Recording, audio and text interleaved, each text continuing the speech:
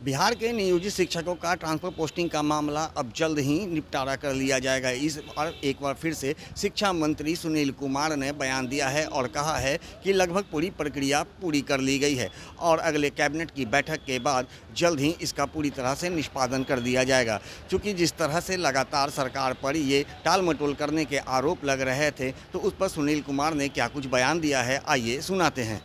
हमने कहा था 30 सितंबर तक हमने कहा था कि हम लोग उसको मंजूरी देते। आज 25 तारीख है, तो 30 हमने कहा ना, बिल्कुल अंतिम 1-2 इश्यूज़ हैं, 30 सितंबर से पहले हम लोग उसको अनुमोदन देंगे। 350 शिक्षक ऐसे हैं जिनके संदिग्ध होने का मामला सामने आया है, वो डीओ को लिस्ट बना के भेजा गया है। कुछ लोग क्षमता परीक्षा जो दोबारा हुई उसमें शामिल नहीं, उनको लगा कि उनकी डिग्री पकड़ी जाएगी। सर, ऐसे 350 शिक्षक हैं, क्या इनके खिलाफ कोई कार्रवाई करेंगे? देखिए, जहाँ भी वैसे मामले जहाँ गड़बड़ी की आशंका होती है या सर्टिफिकेट्स में कोई लगता है प्रथम दृष्टया कि अनियमितताएँ हैं या कहीं जालसाजी है, तो उसको हम लोग चाहते हैं कि पहले उसकी गहन छानबीन हो जाए, इंक्वायरी हो जाए और उसके बाद जो विधि सम्मत कार्रवाई होगा हम लोग करेंगे। लेकिन इतना निश्चित है कि अगर कोई भी शिक्षक या शिक्षिका अगर उसने अपनी नियुक्ति कराई हो कभी भी पंचायती राज व्यवस्था में या किसी भी माध्यम से और बीपीएससी में अगर कोई गड़बड़ी पाई जाती है, तो निश्चित रूप से विधि सम्मत कार्रवाई तो होगी, लेकिन उसके पहले हम लोग जांच करके आश्वस्त हो जाना चाहते हैं कि वास्तव में ये बातें सही हैं, ताकि कोई निर्दोष व्यक्ति उसमें कोई फंसे नहीं। लेकिन अगर दोषी है, उसने गड़बड़ी की है, तो विधि सम्मत कार्रवाई हम लोग करें। सर, ये ने कहा है कि अरे इसको नहीं घसकाओ यार।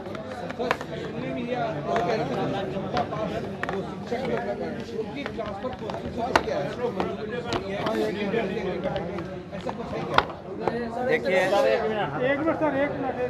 वो बिल्कुल आप सभी को नमस्कार।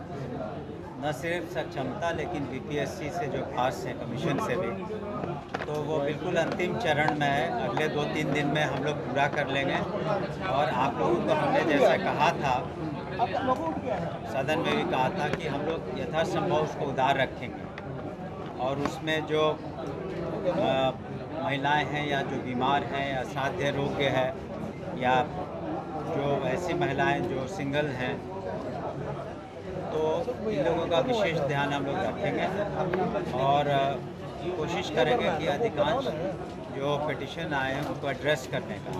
लेकिन पूर्व में भी हमने कहा है कि जब भी कोई नीति बनती है, कितनी भी उदार हो, हम लोगों ने सभी, जैसे कि फॉर एग्ज़ाम्पल जो लोग रिटायरमेंट के बहुत नज़दीक हैं, उनका भी ख्याल रखना है।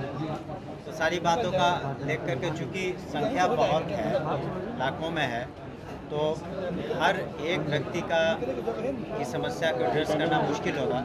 लेकिन हम समझते हैं कि जो हमने शब्द उदार का इस्तेमाल किया, उसमें अधिकांश लोग संतुष्ट होंगे। और आपको ये भी बता दें कि पिछले कैबिनेट से भी ये पास हो चुका था, जो अनुकंपा के मामले थे, तो उसमें 6000 से ज़्यादा पोस्ट का स्वीकृति मिल गई है। उसको भी हम लोग वर्कआउट कर रहे हैं कि किस तरीके से अनुकंपा आधारित जो मामले थे उसका निष्पादन हो सके और वैसे जो उनके कैंडिडेट हैं जो अनुकंपा की नियुक्ति के लिए क्वालिफाई करते हैं, उनका हम सही इस्तेमाल कर सकें। तो जैसा कि आपने सुना, सुनील कुमार ने साफ कहा है कि जिस तरह से आज बड़ी संख्या शिक्षकों की बड़ी संख्या है और एक शिक्षकों को ध्यान में रखते हुए इस पूरे ट्रांसफ़र पोस्टिंग के मामला को देखा जा रहा है, ताकि किसी के साथ कोई अनुचित ना हो, जिसके कारण आज विलम्ब हो रही है। लेकिन जिस तरह से अब अगले कैबिनेट की बैठक में कुछ निर्णय लिए जाने हैं, तो निश्चित रूप से इसने कैबिनेट के निर्णय के बाद ही अब यह फैसला लिया जाएगा। यानी कहा जा सकता है कि शिक्षकों का ट्रांसफ़र पोस्टिंग का जो मामला फंसता दिख रहा था और काफ़ी विलम्ब होती दिख रही थी, अब निश्चित रूप से ऐसा लग रहा है कि दशहरा के पहले यानी दुर्गा पूजा के पहले यह प्रक्रिया पूरी कर ली जाएगी और दुर्गा पूजा के बाद ट्रांसफ़र पोस्टिंग का मामला साफ हो जाएगा। इसके साथ ही शिक्षा मंत्री सुनील कुमार ने कई ऐसे शिक्षक जिन्हें चिन्हित किया गया है कि वो गलत सर्टिफिकेट दे करके अपनी नौकरी कर रहे थे, ऐसे लोगों को चिन्हित किया गया है और डीओ को जो पत्र लिखा गया है उन तमाम लोगों की जांच की जा रही है। जांच में दोषी पाए जाने वालों के खिलाफ कड़ी कार्रवाई भी करने की चेतावनी शिक्षा मंत्री सुनील कुमार ने दी है। सहयोगी रीति के साथ ज्ञानेंद्र वर्मा, दर्शन न्यूज, पटना।